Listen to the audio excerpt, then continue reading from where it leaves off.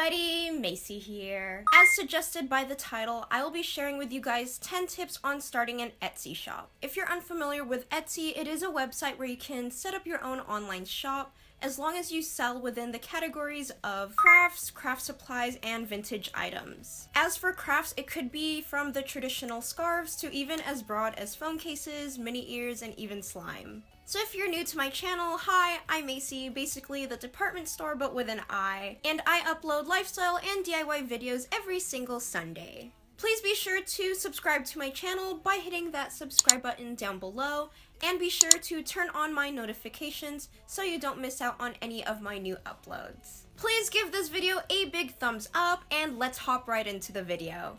First off, consider trends. Now maybe right now you have an idea as to what you may want to sell, or maybe you don't.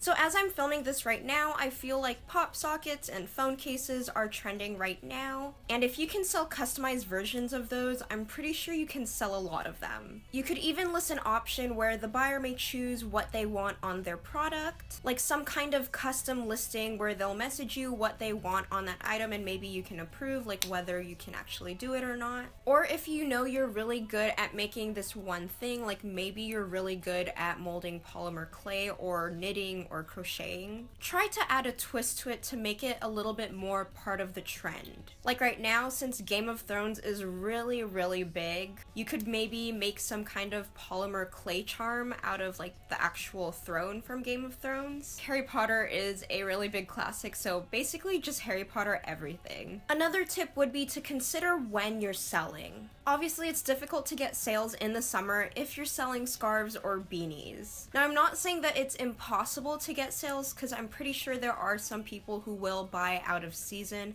but when it's really hot outside, I'm pretty sure you're less likely to want to buy something that will make you feel really warm. Choose a shop name that is easy to remember. Now this may go without saying because obviously you don't want a really long shop name. If your customer or potential customer can't remember your shop name, your shop isn't really going to go anywhere. Honestly, the catchier and the shorter, the better. Next up, take really good pictures of your product. Make sure your pictures are really clear, and it really helps if you have a plain background. Patterns are fine, like let's say you can only take a picture of your product on your carpet and there's some kind of pattern in it, or you have wallpaper, and that is totally fine as long as it doesn't detract from your product. Especially if your product does have a lot of detail in it, and if those patterns are distracting to the buyer, your buyer might kind of get confused with the picture and they might not want to buy that item anymore. You can definitely see this on a lot of Etsy shops where most of their backgrounds tend to be pretty plain, or you could even go to like any retail like online store and most of the time their backgrounds are completely plain. But if you don't want it to be too plain because it might be a little bit boring, add props if you need it. Kind of so like the buyer can see how they can use this in real life. So let's say you're selling a laptop case, obviously put it on your laptop and maybe place it on some kind of desk and put like a lamp around it, or maybe like a few pens, kind of as if it's in like an office setting. This is so the buyer could think to themselves, wow, this product looks really great, I think it would look good on my laptop, I should go buy it. Again, take multiple pictures from different angles because the buyer can't see this product in real life, and in order to make them feel like they can see it, you need to take multiple pictures from different angles. I mean, would you buy from someone who only uploaded one picture for their product? I would feel like it's a little bit less trustworthy if that was the case. Some of the basic pictures that I would suggest uploading is obviously the front of the product, the back, even like a close-up just to show like the different textures or the details of that product. And for your last one, it could be putting your item to use. So in my case, I would either have one of my friends or myself with my mini ears, and maybe I'm at Disneyland enjoying Disneyland things. Just basic stuff like that.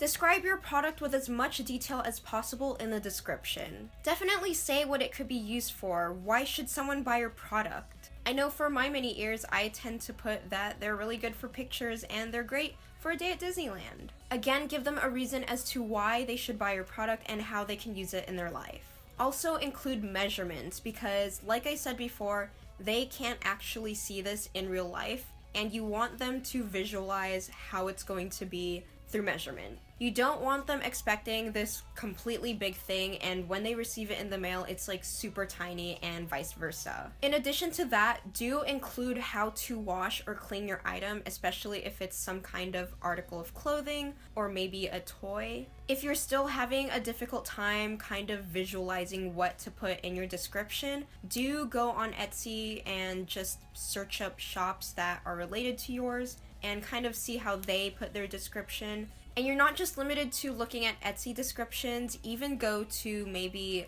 other retail stores' descriptions and see how they describe their own product, how they try to sell it. Next up, stick to one kind of product. Like, let's say if you're selling phone cases, don't sell hand-woven scarves. But if you do feel like you have to sell other things besides phone cases because you're kind of getting bored with that, try to make sure that these products make sense. Like, let's say you're really good at knitting or crocheting scarves, then make gloves or mittens or beanies or sweaters. Or if you're good at making phone cases, maybe consider looking into laptop cases or laptop decals, pop sockets. Try to make sure that your products do relate with each other, because if you look at other retail stores, especially like, let's say if you go to the Apple store, obviously everything relates to tech. You don't see hand knit scarves there, you don't see t-shirts over there, it's just technology. So try to make sure that all your products do relate with one another. And it also may encourage your buyer to probably buy more than one thing, because maybe besides needing a phone case, they also need a laptop sleeve. So you can hit two birds with one stone. Another one would have to be to try to list a lot of items. I say that if you're starting out, try to list at least 10 items.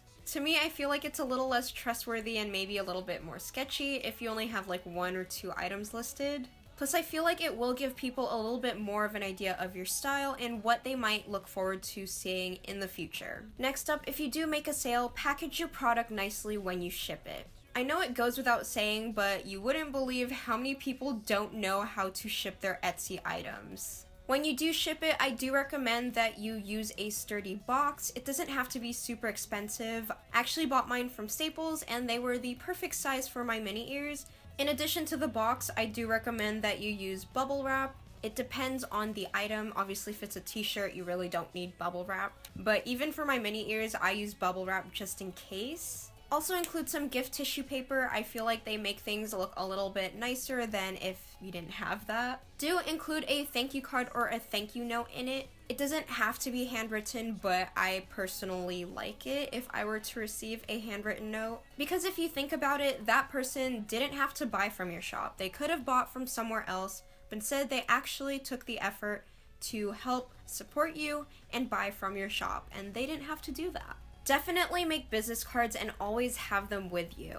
Now, this especially works if you're always wearing your item, or maybe you just have it with you at certain times. I know that whenever I go to Disneyland, I always have my business cards with me because I always have my mini ears, and most of the time people will come up to me to ask where I got those mini ears, and when they do ask, I get out my business card and I give it to them. Or if there's someone that I know who's going to Disneyland and I want them to promote my mini ears, maybe I let them borrow them and I give them a few business cards to give out, because sometimes people do ask them as well. Now, for business cards, you can either order them online or you can make them yourself. Now, I actually ordered mine off of this website called Moo, or if you do want a more affordable option, either because you're just trying to save money or you're not sure if Etsy is right for you and you just kind of want to try it out, then I do recommend that you make some yourself through Microsoft Word or even Keynote. I think there is a business card template on Microsoft Word, and once you've designed them, you can always just print them on really thick cardstock paper and cut them out, and you have your own business cards. And finally, do promote through social media. Now, there are a ton of social media, and I do suggest that you just promote through whatever you feel comfortable in,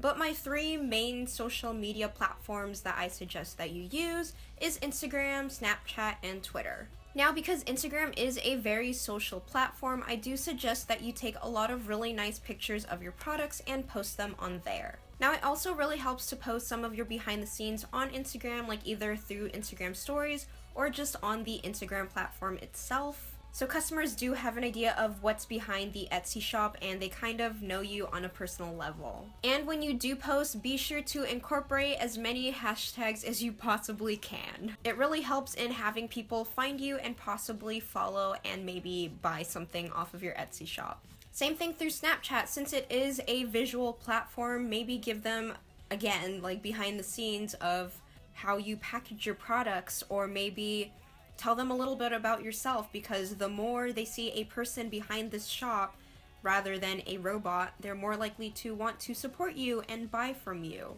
And same thing with Twitter, because it is a kind of mixed platform which involves words and maybe some visuals.